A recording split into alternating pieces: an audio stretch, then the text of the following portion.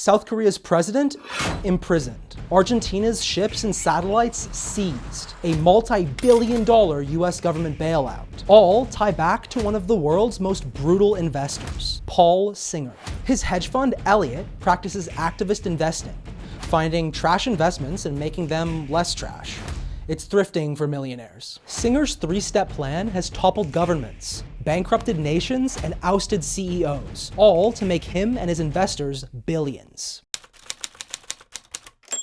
First, they look for cheap assets, no duh, but that are mismanaged. It can be anything from companies with CEOs wasting money to debt that isn't being rightfully honored. Basically, find a Bugatti driven by a blind guy. Elliott's infamous tangle with Argentina is a perfect example. In 2001, the country was in shambles. A severe recession and bad policy led to almost 40% inflation. Unemployment was sky high, and citizens' bank accounts were even frozen to avoid a potential bank run. Violent protests meant presidents kept leaving to buy milk, and one even left with a helicopter. Safe to say, Argentina wasn't able to pay off their $130 billion debt. To make amends with lenders, the nation offered to pay what they could, about a third of the actual value of the debt. While most lenders let themselves get dommy-mommied down on their knees picking up the scraps, Elliott saw a golden opportunity.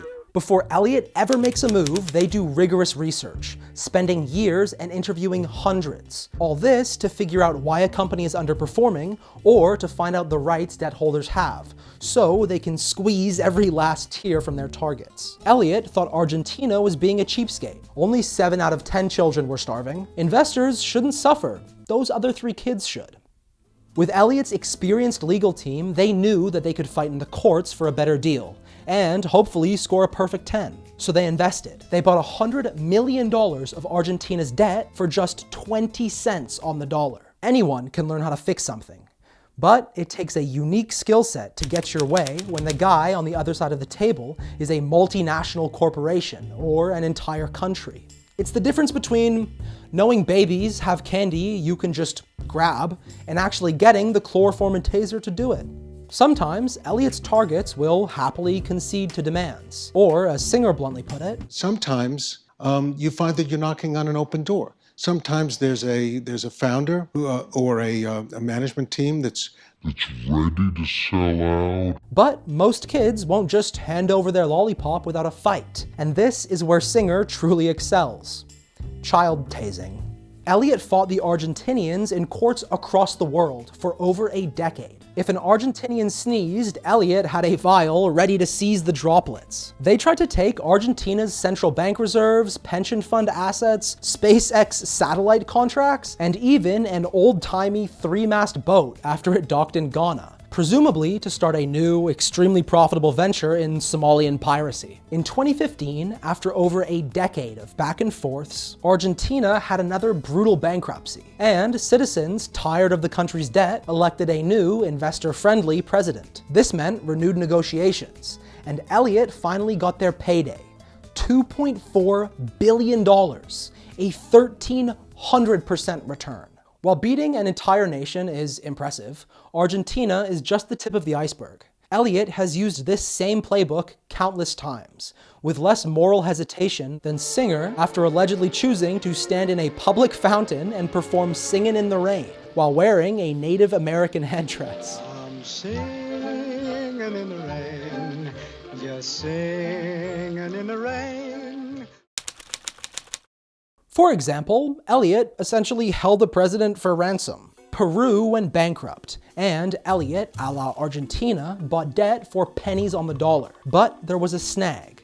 Even after a court order, Peru still wasn't paying up. Luckily for Elliott, Peru's president had committed human rights violations, and was being violently pushed out the country. While making his great escape, Elliott seized his private jet, and said they would only give it back after receiving the $58 million they were owed from the Treasury.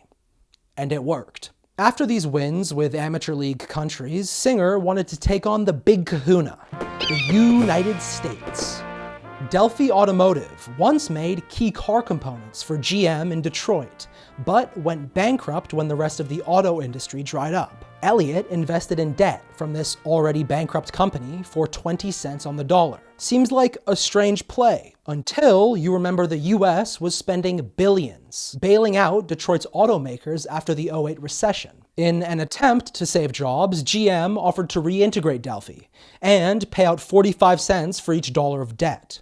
Pretty generous. But Elliott declined, and then led the charge to outbid GM to buy out Delphi. To do it, they exploited a particular clause. They bid using the face value of their debt, which they had only actually paid 20% of. This artificially inflated their bid past what GM was willing to pay. Then, Delphi, now under new management, held Detroit hostage. They demanded the Treasury hand over hundreds of millions, or Delphi would stop producing key parts for GM. This would have killed the entire industry bailout, making the billions the US already spent essentially worthless. So the Treasury caved, giving Delphi directly and indirectly over $10 billion.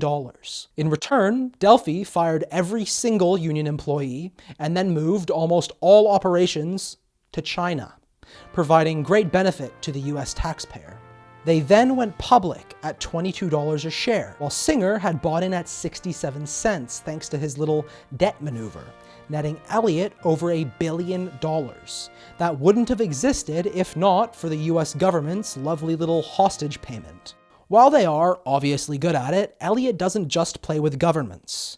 They'll take out CEOs too if it means returns, and sometimes by any means necessary. In the case of Athena Health, a medical record digitization business, Elliott thought time and money was being wasted on unprofitable side projects. When Athena's CEO, Jonathan Bush, wouldn't acquiesce to Elliott's demands, Singer's protege, Jesse Cohn, got a meeting with the company's board. Cohn argued Bush was unfit to be CEO, presenting a 45-page document. He outlined Bush's heavy drinking at company events and negative comments from employees, and then contrasted Athena's stock price drops with Bush's lavish boat trips, one of which included a female employee, which Cohn made sure to point out, insinuating misconduct. While Elliott claims it was merely coincidental, at this same time, Bush's wife was sent a message, "Do you know where your man is?" with an image of Bush with another woman.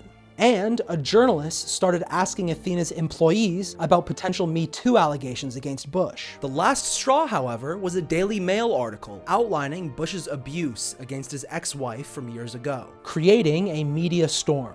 Days later, Bush resigned, and Elliott conveniently got their way. While this very well could have been a coincidence, Bush disagrees, and Elliott has definitely gone the mile in the past. They once spent millions to send video players to thousands of retail shareholders that played an attack ad, alleging that one of their targeted CEOs had the worst track record in S&P history. You can now probably understand why one CEO described finding out Elliott had invested as Googling this thing on your arm and it says you're going to die.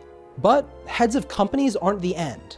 Singer's work even led to the imprisonment of the president of South Korea. Samsung wanted to merge two of its affiliates, one of which was partially owned by Elliott, who thought their side was getting a raw deal. While Elliott did fight to block the merger, Samsung fought harder, making anti-Semitic art and sending melons to shareholders, the classic methods of persuasion. Taking a rare loss, the merger went through. But it turns out you might need steroids to take on the champ, as Samsung's vice president had bribed government officials with, winning the weirdest gift competition, $1 million dressage horse. This to pressure South Korea's pension fund to accept the deal, who, along with Elliott, held a large share of the target company. This discovery led to Samsung's VP getting thrown in jail, soon followed by the president of South Korea, and Elliott, for their troubles, received a court-ordered $100 million payment from Samsung. Financial Genghis Khan had, yet again, profited from a regime change. While Elliott's motivations may not be pure, this was a positive outcome, caused in part by their work.